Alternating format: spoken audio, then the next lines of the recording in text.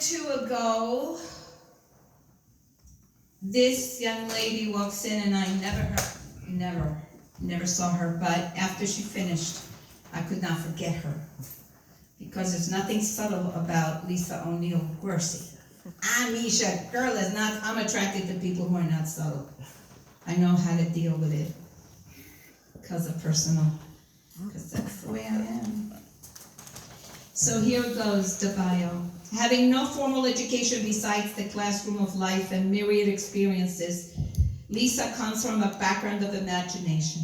She has written a handful of newspaper articles, but dreams of the publication of the poetry she has written for years. A lifelong avid reader and writer, Lisa fell in love with words and creative expression at an early age as a means of escape during a turbulent childhood filled with chaos, loss, and profound dysfunction. A mother of two, and Gigi to two grand cherubs, Lisa works as support staff for developmentally challenged adults and resides in Putnam County, New York, with her twin Hemingway cats. They have thumbs. They're amazing. She adores Joni Mitchell, stand-up comedy, and she will correct your grammar. Please welcome Lisa O'Neill Guercy!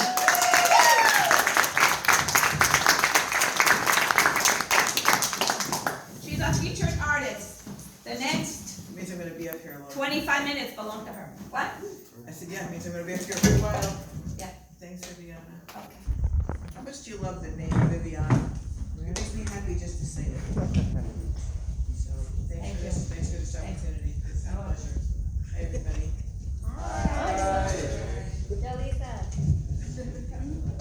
Okay, so we're just going to get right into it because you already heard my little bio. I don't even know if I need this or not. So, La Poesia è Vita. Poetry is life. And it has been my first love and preferred means of communication for as long as I can remember. It's the lens through which I view life. And to me, every moment and experience is a poem. So I hope you enjoy mine. Poetry is a seeker's north star, thoughts gathered and stored, like fireflies escaping from a jar. This first one is called In Need of a Poem.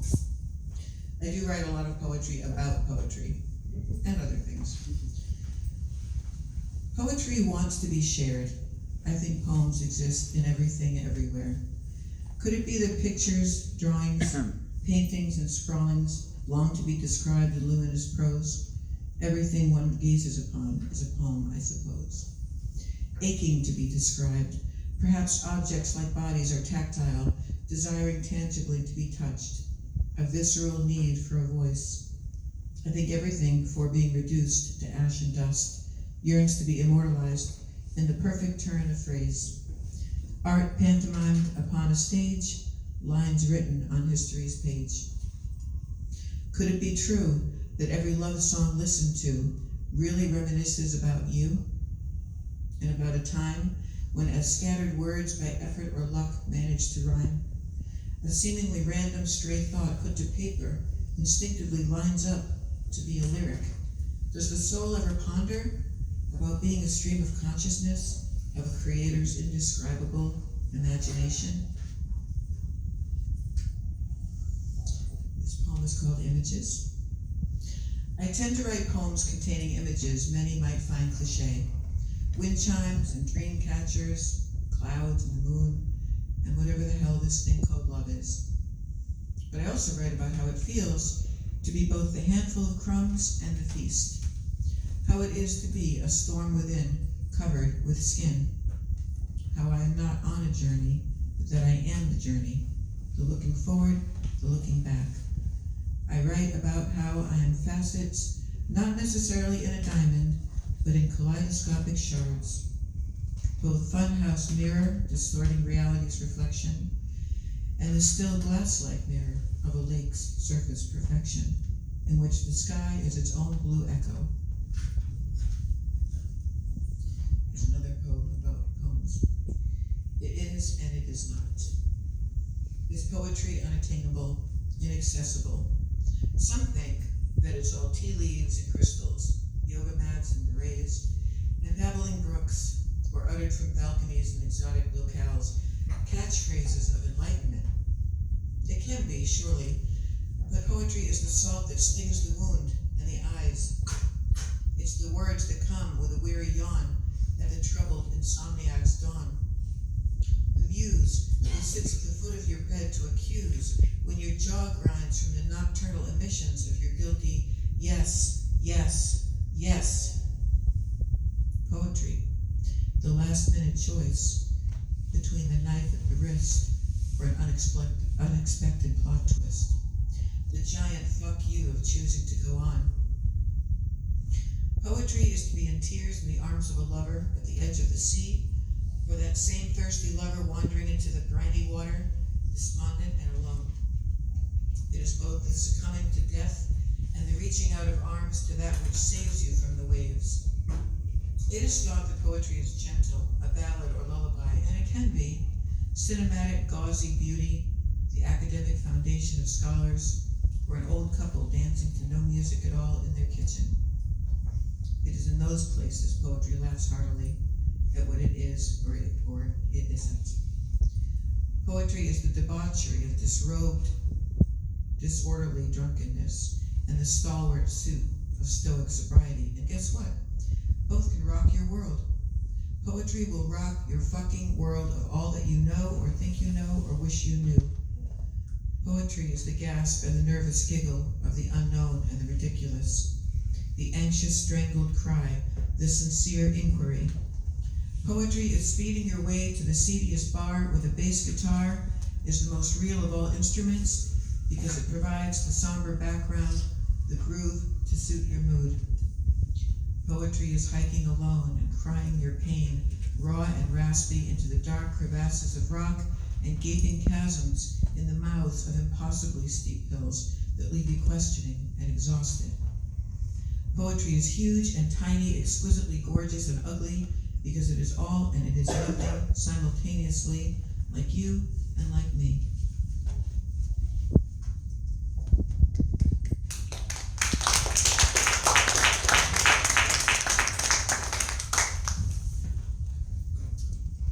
Thank you, Mother, for allowing my childhood to be hijacked because of the lies you bought into, your warped vision, the world of distortion, deceptions, delusions, and terror. Home was called Cult. I was raised in a cult. A little background. I will not let it be minimized. I will not let it be sidestepped, sugar-coated, or softened. Did you soften the blow for me? Did they? Did he? I will not lower my voice, apologize for what others did, wink at or blink back or turn the other cheek for another undeserved slap. So many times it's bloody and unrecognizable. I will not look the other way and explain it away. I will not dilute the false truth which was peddled to me, forced down my throat like shards of glass, unimaginable and made to swallow with a chaser of poison meant to claim my soul. I speak out now, not for attention, celebrity, or pity, but for one simple tenet, truth. I speak out now. You can call it an axe to grind. Sour grapes you think I guzzle like wine. No, that is all the same smoke screening, Wizard of Oz screaming, cognitive dissonance, gaslighting and mind fuckery. The puppetry mind control I'll forever protest from the mountaintop of my own Everest.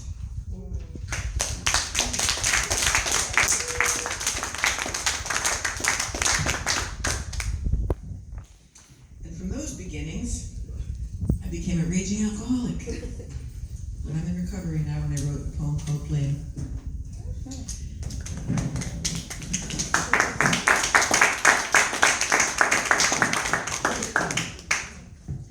Blame. I drank to drown my mother. I drank to drown my past. I drank to drown the voices. I drank to find peace at last. I drank for many reasons. I drank to drown the shame. I drank in every season. I drank to play the game. I drank to make lives go down easy. I drank so life I could blame. I drank because I was happy, then drank until I was sad. I drank because I truly believed I was no good. I drank to feel really bad. I drank to mourn my father. I drank for luck gone awry. I drank to forget certain lovers, It makes it easier to say goodbye. I drank from many missed chances. I drank to be somebody else. I drank to learn the new dances as I put the real me on a shelf. I drank to avoid the mirror, drank to avoid the scale. I drank so in public I'd tell jokes and laugh while in private I'd sit and just wail. I drank in excess, I think, to erase all that I see of her in my face. But I can't drink away the insistent voice that tells me with clarity I still have a choice. So I chose to put down the long-necked bottle of lies so I could learn to look others again in the eye. And I know now that no amount of volatile ETOH can produce a high greater than life, filled with authentic grace.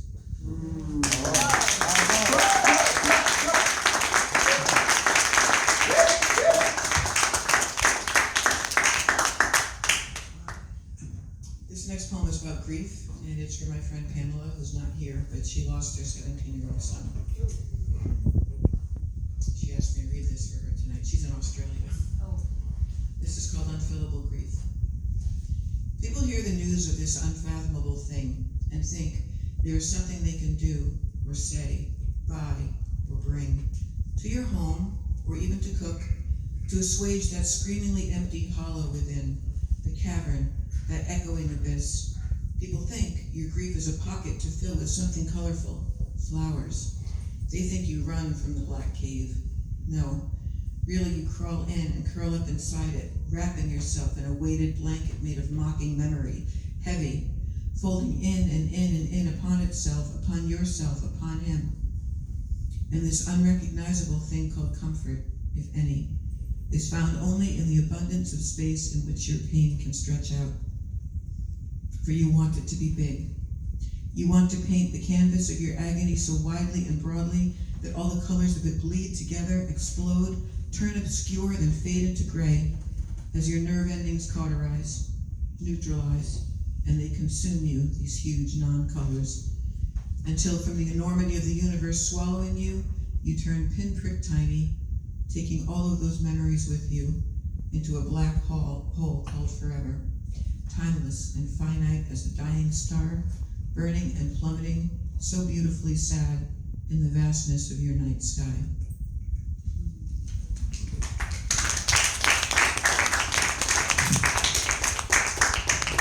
I can't see you unless I take these off, and then I can't see unless I put them on. I love being 53. Compass. Somewhere in the wilderness of my sadness, a compass lies hidden and rusty. I walk along, kicking stones painlessly, my feet sinking in damp leaves, the scent of moss and distant water hovering in the air. It smells like hope. It smells like a promise. It sounds like keep walking. It sounds like the compass is calling. I've looked too long outside for what has been buried in the earth of my lifetime. The greatest freedom is to stop looking. Call off the search. It is within, the universe told me. Let the compass find you.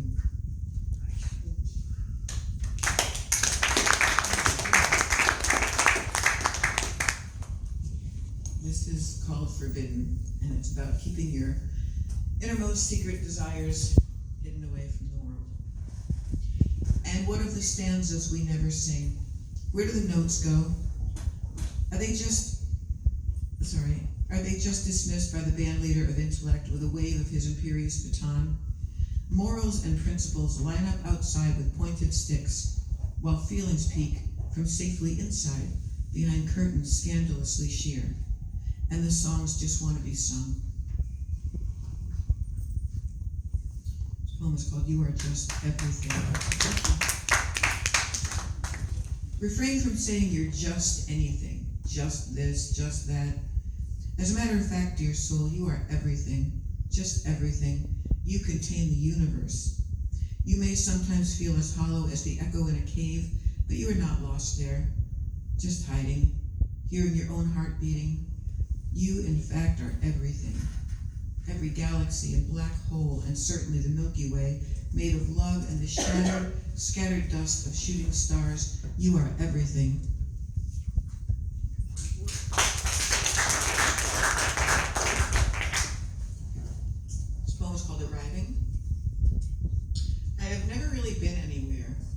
was just to say, I visited states you could count on both hands, but I've never found myself outside of this country.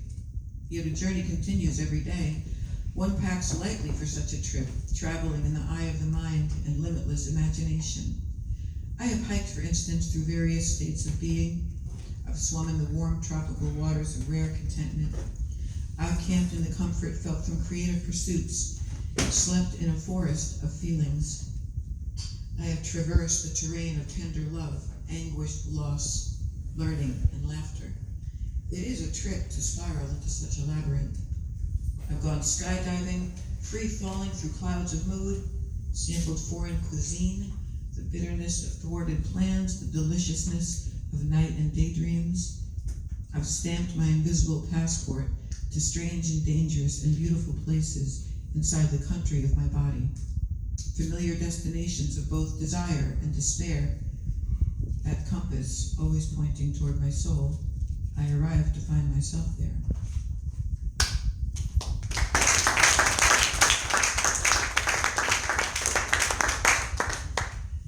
This is called healing. Healing is messy and rarely linear. Wounds are dramatic and often shocking, until the scab forms, and some wounds don't even show. You find out you didn't die from the trauma. It transformed you. Scars are permanent, tattoos of fibers, flesh-colored, keloid courage, and bruises go through many colors, like the wing of a wounded tropical bird, before the body absorbs and assimilates the blood beneath the skin. And some bruises are actually shaped like hearts, healing.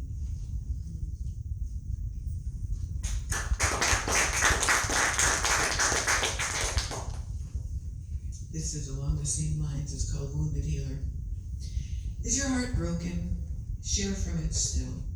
Is it cracked wide open because it lay precariously upon a fault line of feeling? Let sweet searchers, soul soldiers, reach inside with both hands, elbows deep, to clean the wound, to solder and suture. And then, when your heart is mending, tender, and can again bear weight, let it spill out like a piñata, beaten, yet beating, broken open, a cornucopia to nourish hungry others. For when that which pulses heartily after having echoed with vacant loneliness in the holy hollow of long ago opens up again, there is room for another to crawl in, sit with you in the heated chambers, soothing and sanguine and steady, the whoosh and return, filling you up over and over again and again.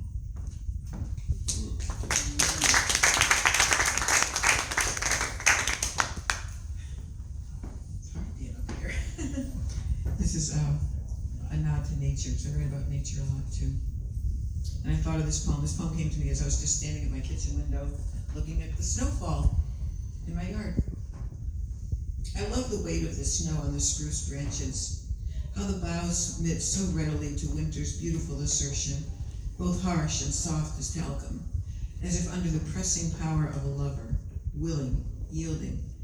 I love how the ice forms, feathering on barren branches, how the smaller twigs crackle and break, hitting curved drifts on the ground soundlessly, while more stalwart branches wither, frozen adornments like delicate diamond necklaces dripping down their necks, their brown bodies, as the sunlight gently kisses them into melting. I love how, when all is calm and bright again, small brown birds appear on the ledges of feeders, sparse yet still sustaining, as they search for more tiny pearls, the seed fallen beneath them, leaving their slender little arrow-like prints in the snow, as the mother of this season permits me to watch from my window.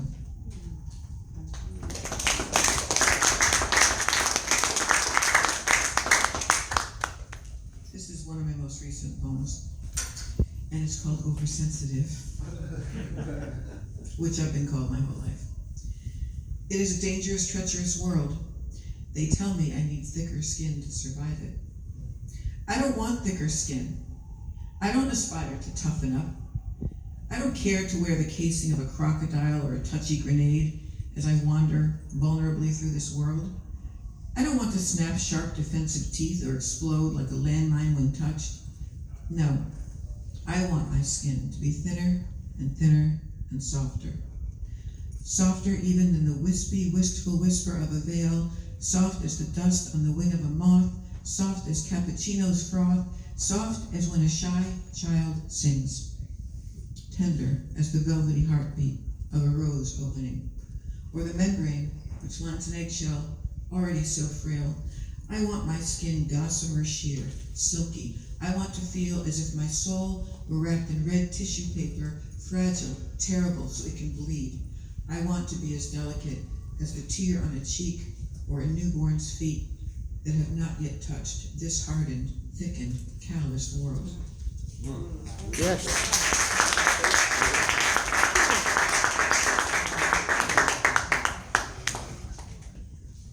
Two more? Oh no. This poem is called Darling, about that nice phase of when you're in love. You sometimes call me darling, such a lovely and old-fashioned word, a word used to charm, to court, to woo. It seems to me lovers rarely court or woo anymore, a shame, but some do. You do. Darling, a most tender endearment, that L in the middle, so gentle on the tongue, so shivery to the ear. Darling, a word that compels me to lean in close to your lips, to hear it uttered in whisper form. Darling is a soft blanket of affection covering embers of passion restrained and so warm, glowing red, just beneath two mellifluous, innocent syllables.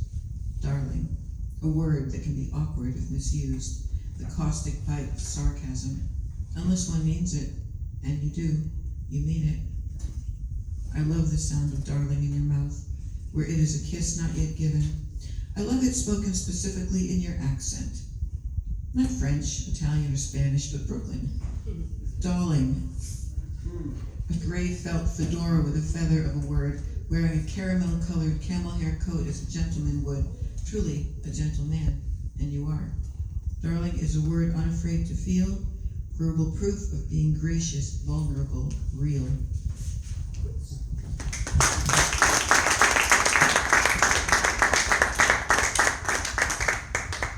Darling is a one-word lyric in a song you sing just to me.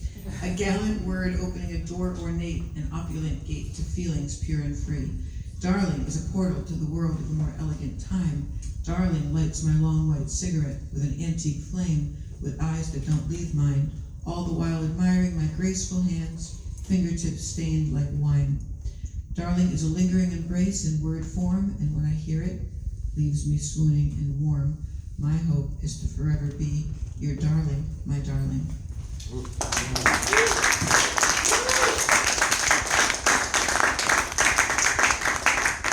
I have one more and then literally my final one.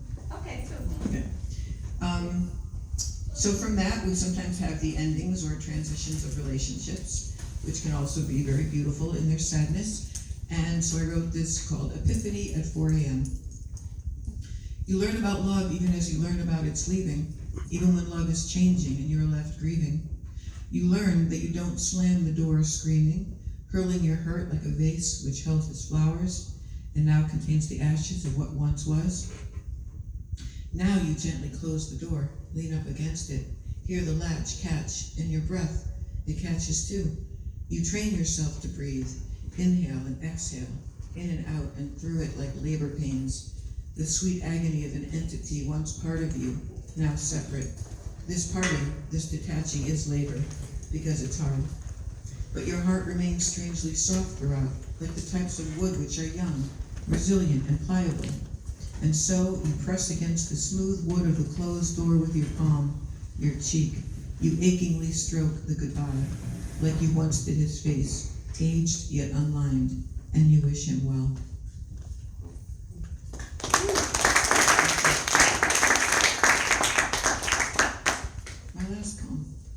Punctuation. Life contains parentheses, afterthoughts, commas, air quotes, and the forever wandering ellipses. God, the overuse of these. So many thoughts searched for, trailing off, unfinished sentences, senior moments of frustrating blankness when your eyes look heavenward to find something in that damn thought bubble hovering above your empty head.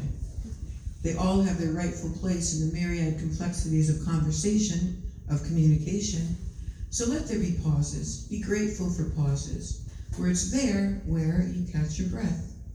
But let there be periods too. Periods are the boundaries of language. The stamping of a shoe of a petulant child. No, period. Yes, period. Thank you, and no thank you, and I'm sorry, period. No need for further explanation or prevarication or groveling. You tried, period. You did your best, period. You fucked up. Doesn't require a period.